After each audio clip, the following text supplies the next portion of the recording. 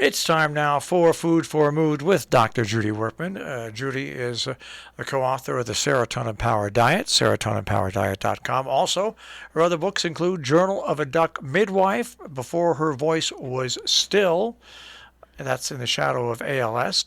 And we welcome Judy in on a Thursday morning. Good morning, you warm person down south.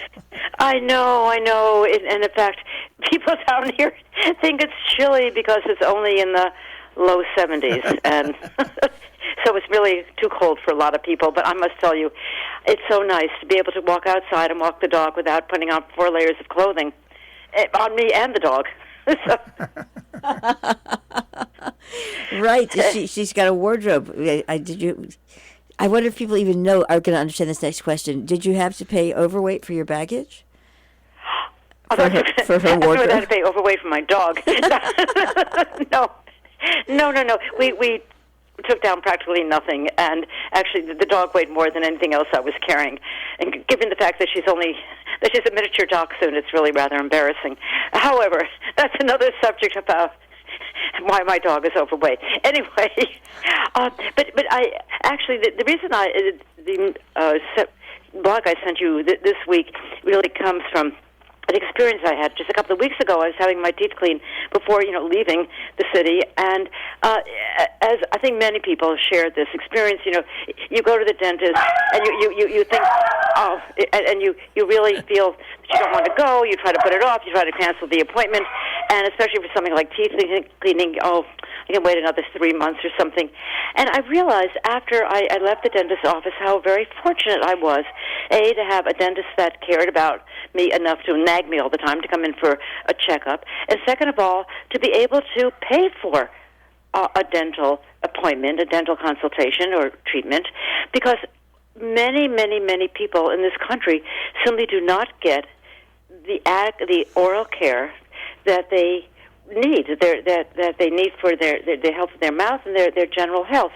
And I did some research on this, and apparently, there are all sorts of pockets of people in this country that do not get the kind of dental care they need. One are people who are depressed, who really are not able in many situations to get any kind of self-care, be it going for a medical checkup or going for a checkup to make sure that they don't have cavities or loose teeth or dental disease. And people in that category who might have phobias and be anxious about going to the dentist's office, are even more vulnerable to lack of care. And another group are people who have cognitive impairment.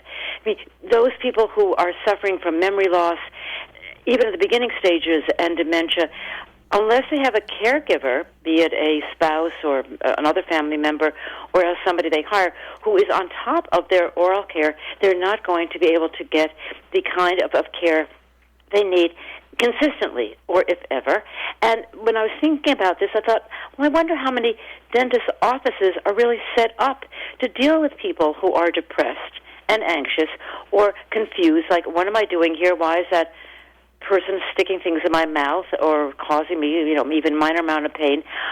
I doubt that there really are any, maybe I'm wrong, I'm sure I'm wrong about this, but very many dental offices that are specifically designed, as some of them are for children, to deal with somebody who might be suffering from confusion and memory loss or depression or anxiety or some other type of mental behavioral issue that might really affect their ease and comfort of being in a dentist's office.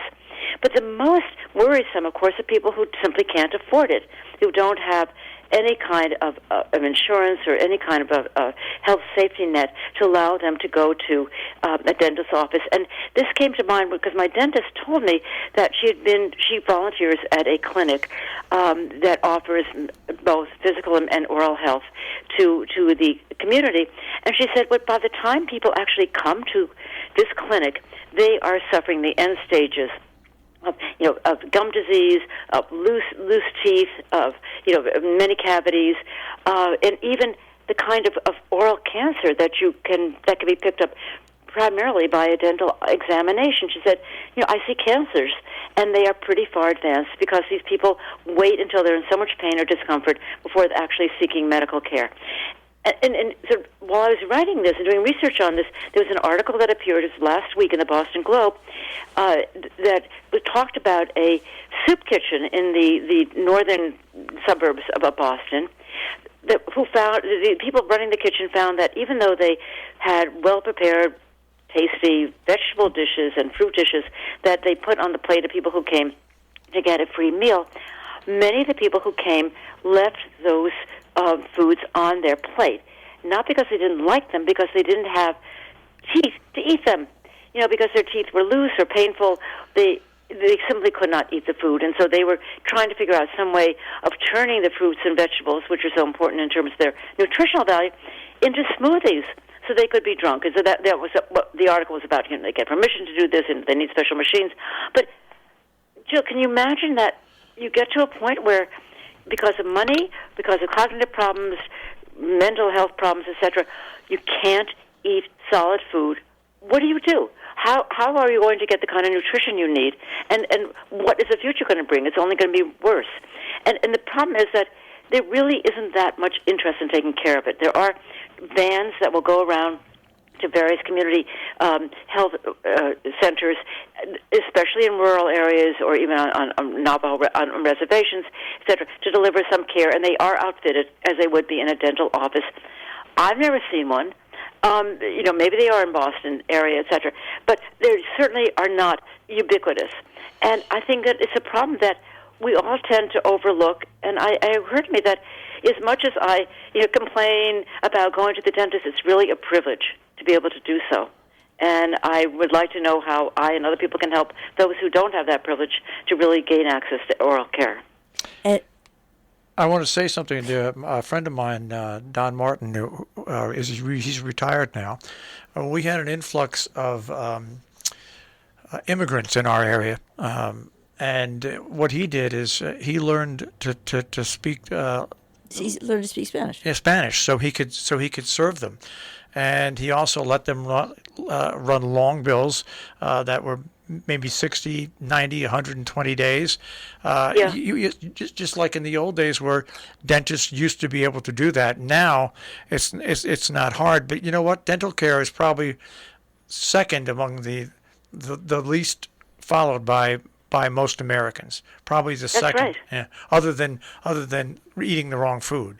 Really. That's right. And the consequences, what again was brought home by that article in the newspaper, that you are given even free food, but you can't eat it. Yeah. I mean, where are again? We just take for granted the fact that we can do it. Oh, you might have a toothache, or you may have to go see a periodontist because your gums are receding, something. But the point is, we have the privilege and through health insurance and simply financial means to get the dental care we need. And there's so many people who really do not have the dental care, and there was some statistics saying that some of them can't even work because of the pain that they're experiencing. Yeah. So we just overlook it, and I'm one of those people who've overlooked it. It never even occurred to me. So and so the good thing is you're on it, and we should focus on it because that is, as Marshall said, and as you said, absolutely key to health, not negotiable. Thank you very much. Enjoy the sunshine. Thank you very much. Okay, fine. Bye-bye. Dr. Judy Wurtman, Food for Mood. And, of course, you can hear Judy here on Robin Hood Radio on Thursday mornings, but also all the time at robinhoodradio.com on demand. Click on Food for Mood with Dr. Judy Wurtman.